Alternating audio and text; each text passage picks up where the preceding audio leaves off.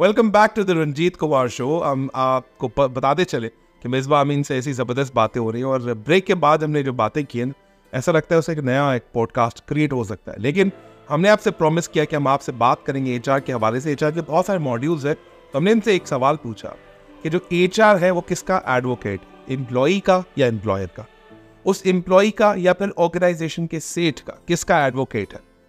मजबूरियां हर जगह होती है, लेकिन हम रियलिस्टिक ग्राउंड पे बात करेंगे कि एचआर हकीकत में किसका एडवोकेट है। मिसबा साहब, आप क्या समझते हैं कि एचआर को किसकी एडवोकेसी करनी चाहिए या दोनों की एडवोकेसी करनी चाहिए? आपके क्या ख्याल है और इंडस्ट्री में क्या चल रहा है? ओके, एचआर बेसिकली मेरे लिहाज से दोनों की एडवोकेसी करनी चाहिए। विन विन सिचुएशन तो यही है, ठीक है, कि आप एम्प्लॉयज़ की जो इश्यूज या जो भी मैटर्स है वो आप केटर करें अपनी माइंड में रखते हुए व्हाट योर मैनेजमेंट्स वांट, ठीक है।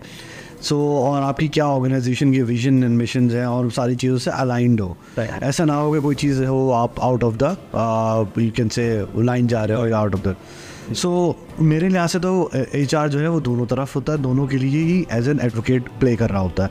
फॉर एग्जाम्पल अगर हम बात करें, फॉर एग्जाम्पल जैसे ऑर्गेनाइजेशन में नॉर्मली हो रहा होता है कि ऑर्गेनाइजेशन में हर एक एम्प्लॉय को ये लगता है कि यार मुझे वो राइट्स नहीं मिल रहे जो मैं रिस्पॉन्सिबिलिटीज परफॉर्म कर रहा हूँ, या मुझे उतना फेयर कॉम्पनसेशन नहीं मिल रहा जितना मैं परफॉर्म कर रहा हूँ, जितना काम कर रहा हूँ। उसको ऐसा लगता है कि ऑर्गेनाइजेशन मुझे सप्रेस कर रही है, मुझे मार्केट में इतनी अपॉर्चुनिटी नहीं मिल रही और वे मेरी यानी कि मासूमियत का नाजायज़ फ़ायदा उठा। उसको हमेशा ये लगता है। ऐसे केसेस में एचआर क्या रोल प्ले कर सकता है या क्या कर रहा है, इस हवाले से बताइए। ओके, देखिए, एचआर जो है ना, सबसे जो मेन जो स्किल सेट एचआर पर्सन में होनी चाहिए वो है कम्युनिकेशन। यस, ठीक है, कम्युनिकेशन के बगैर आप बीइंग एन एचआर प्रोफेशनल आप कभी भी कामयाब नहीं हो सकते, ठीक है, पहली चीज़।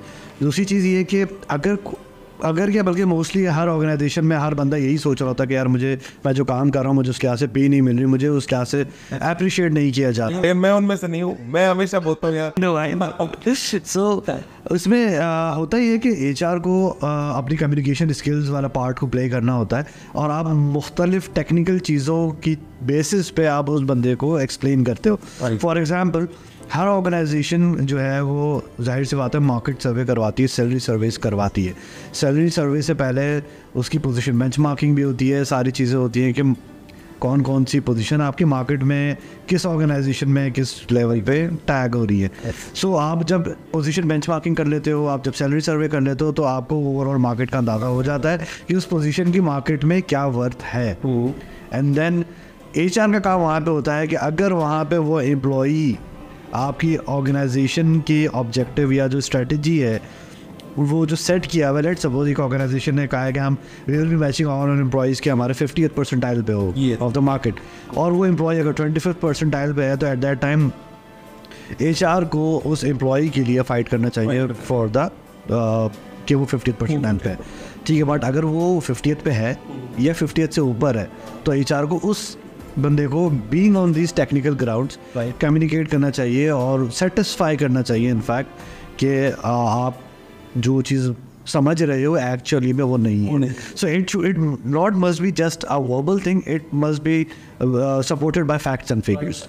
अच्छा, मोस्टली एक कंफ्यूजन मैंने देखी ऑर्गेनाइजेशन के अंदर कि एम्प्लॉयज़ को लगता है कि एचआर साइलोज में काम करती है।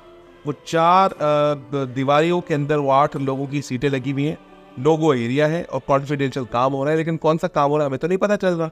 आप तो हमारे लिए वो काम कर ही नहीं जो हमारी रिक्वायरमेंट है। सैलरी के अलावा भी एक रिक्वायरमेंट होती है कि एम्प्लॉय सिर्फ सैलरी के लिए थोड़ी आ रहे। हम चाहते हैं कि हमें एक अच्छा कल्चर, एक अच्छा माहौल प्रोवाइड किया जाए। हम ये चाहते हैं कि अच्छा सा एक फैमिली निज़ाम हो कंपनी के अंदर, वो भी एक एचआर का रोल है। उसमें एचआर कहता है हम तो बात कर रहे हैं, लेकिन हमारे जो बॉस है या हमारे जो सेठ है वो अप्रूवल नहीं दे रहे। कहीं वो एडवोकेट का जो रोल है यहाँ पर एचआर थोड़ा सा ढीला नहीं पड़ रहा। आप क्या सोचते हैं इसके बारे में? यार मेरे ख्याल से एचआर बहुत इवॉल्व कर चुका। ये वाला जो कॉन्सेप्ट है कि एचआर 4 दीवारी में रह रहे हैं और अंदर 8 लोग हैं और कॉन्फिडेंशियल काम हो रहा है, आई थिंक हम इससे बहुत आगे आ चुके हैं, ठीक है। That was the very initial phase जब आप पर्सनल डिपार्टमेंट या एडमिन डिपार्टमेंट क्या करते थे, तो वो उस वक्त की बात है।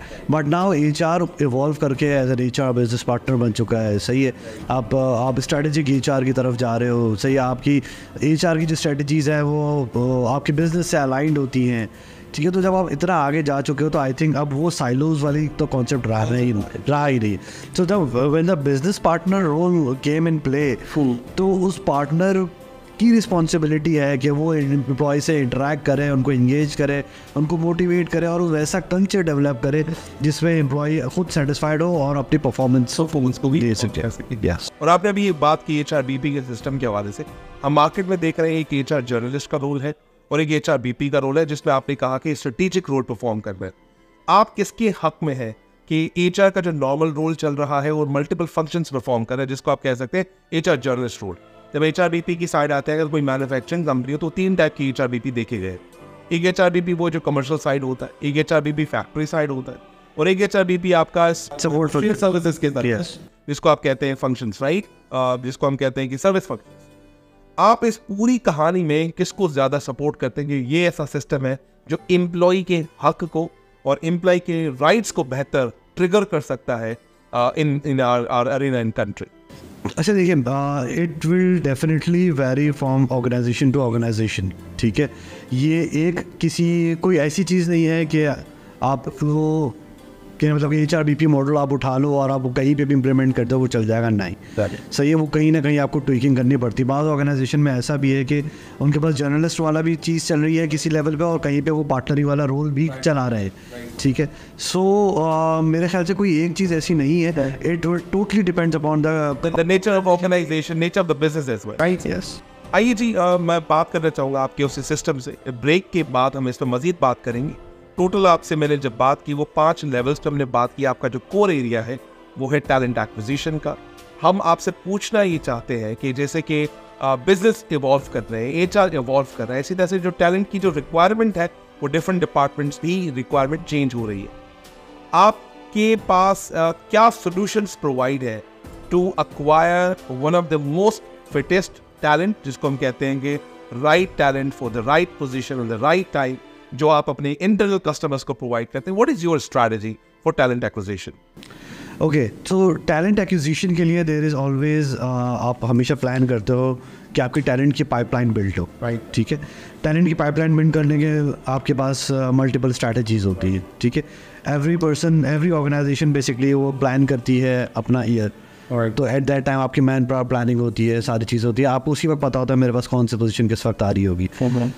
सो प्रोएक्टिवली टैलेंट एक्विजिशन फंक्शन को ये करना चाहिए कि वो सारी चीज़ों को जितनी भी प्लेटफॉर्म्स हैं, for example social media marketing है, आपकी जॉब फेयर्स हैं, सही है, आपकी you can say within the organisation जो टैलेंट्स आपने आइडेंटिफाइज किए हुए हैं वो सब आप एक यू कैन से आप अपने टैलेंट पाइपलाइन से बिल्डअप कर लेते हैं, ठीक है। दूसरी चीज़ आती है, एक हम लोग टर्म यूज़ करते हैं इंडस्ट्री मैपिंग, टैलेंट मैपिंग की, ठीक है। टैलेंट मैपिंग क्या होती है? लेट्स सपोज अगर आपके पास कोई आप बिजनेस एक्सपेंड कर रहे हैं, ठीक है, आप एक फैक्ट्री लगा रहे हैं किसी भी चीज़ की। So now talent acquisition function को एट दैट टाइम ये करना चाहिए कि आपके जितने भी कंपैटिटर्स हैं एट दैट टाइम पे वो टैलेंट मैपिंग स्टार्ट कर दे, क्योंकि उनके पास पोजीशन तो आइडेंटिफाइड होती है। जब पोजीशन आइडेंटिफाइड होती है तो you can tap the talent. तो आप पूरी इंडस्ट्री को मैप कर लो एंड देन इंडस्ट्री मैप करने के बाद आपको पता है, लेट्स सपोज आज से 3 महीने बाद मुझे मैनेजर मार्केटिंग चाहिए। सो मेरे पास एक लिस्ट है जिससे मुझे पता है कि मिस्टर रंजीत कुमार जो हैं वो XYZ कंपनी में बैठे हुए हैं, मिस्टर साजिद जो हैं वो XYZ में बैठे हैं और ये यहाँ पे बैठे हुए हैं, and then you just start tapping and start interviewing them, ठीक है। इंटरव्यू की असेसमेंट्स के डिफरेंट मेथड्स हैं, डिफरेंट तरीके हैं, हम उस तरीके से लेकर के चल रहे होते हैं। एंड देन सबसे मेन होता है आप टैलेंट पाइपलाइन किस तरीके से बिल्ड करते हैं, टैलेंट मैपिंग करते हैं, एंड देन आप उस तरीके से प्रोएक्टिवली अप्रोच लेकर के आप उसको फिल कर। और जो नॉर्मली हमने सुना है कि आजकल एक स्टार टेक्निक अदर यूज करे, जिसमें situation, task, action and results वाला, आप कौन सी जो है मेथोडोलॉजी यूज करते हैं व्हाइल टेकिंग इंटरव्यूज? अच्छा देखिए, ये सबसे बेस्ट अप्रोच है, ठीक है। मेरे पास अगर कोई स्टूडेंट या कोई भी कॉलीग या कोई भी मेरा दोस्त ऐसा आता है जो उसको इंटरव्यू से रिलेटेड टिप्स चाहिए होते हैं, तो मैं सबसे पहले उसको यही कहता हूँ कि use the STAR approach to answer each and every of your question, ठीक है। Situation, task, action and result. तो मेरा क्वेश्चन करने का तरीका भी यही होता है कि मैं किसी भी कैंडिडेट से जो सवाल करता हूँ यही करता हूँ कि tell me about a situation जब आपने XYZ काम किया हो और उसमें आपने स्टेप क्या लिए थे, एक्शन क्या था और result. So you measure on the basis of their answers, their basis of the approach and mindset. आपका मेजर करने का तरीका। देखिए 2 चीज़ होती है। मेरा जो सबसे पहला तरीका है ना, मैं क्योंकि उससे पास्ट के क्वेश्चंस करता हूँ, तो your past action predict your future behaviour, ठीक है। सो इस तरीके से जो है ना आप जब उसके मेरे मतलब उसके आंसर्स को आप जब देखना शुरू करते हैं तो आपको वहीं से फिर आप प्रोविंग स्टार्ट कर लेते हैं। एंड देन जब वो मल्टीपल आप प्रोविंग स्टार्ट करते हैं, then you start getting to know okay what was the mentality, what was his rational thinking, mindset, approach है, सब चीजें। तो हम उसकी सही जवाब की तलाश नहीं करते, माइंडसेट अप्रोच को देखते हैं, उसकी स्कोरिंग एंड रेटिंग करते हैं। सो लेडीज एंड जेंटलमैन, हमारी बात हो रही थी और बात हो रही है ऑफ कोर्स मिसबा अमीन साहब से रिगार्डिंग द एम्प्लॉई का और एम्प्लॉयर का एडवोकेट बनने के लिए आप क्या करते हैं और आप सही मायनों में किसके एडवोकेट हैं, एम्प्लॉय के या एम्प्लॉयर के। जवाब बड़ा खूबसूरत है कि हम दोनों के एडवोकेट हैं, लेकिन जिनके शक व शुबात है कि हम किसी एक के एडवोकेट हैं, तो आए हमसे बात करें, क्योंकि हम 4 दीवारी के अंदर रहकर काम नहीं करते, हम 4 दीवारी से बाहर निकल चुके हैं। कभी कॉल करें, कभी मैसेज करें, क्योंकि हम बिलीव करते हैं ट्रांसपेरेंट कम्युनिकेशन पे। फिर हमने इनसे बात की कि आप टैलेंट एक्विजिशन के प्रो हैं, तो आपकी मैथडोलॉजी क्या है। इन्होंने टैलेंट पाइपलाइन पे बात की, इंडस्ट्री टैलेंट मैपिंग पे बात की। फिर हमने इनसे इंटरव्यू टेक्निक्स के हवाले से पूछा, इन्होंने भी वही जवाब दिया जो मैं खुद भी एक्सपेक्ट कर रहा था, that is what star technique. तमाम स्टूडेंट्स, प्रोफेशनल्स, HR एस्पायरेंट्स जो हैं इस वीडियो को सुन रहे हैं, आपको लगता है कोई सवाल बन रहा है, प्लीज कमेंट बॉक्स में लिखें। और आप मिसबा साहब को भी अप्रोच कर सकते हैं, he is a very active on social media and he will get back to you once he gets free. Thank you very much, मिलते हैं छोटे से ब्रेक के बाद।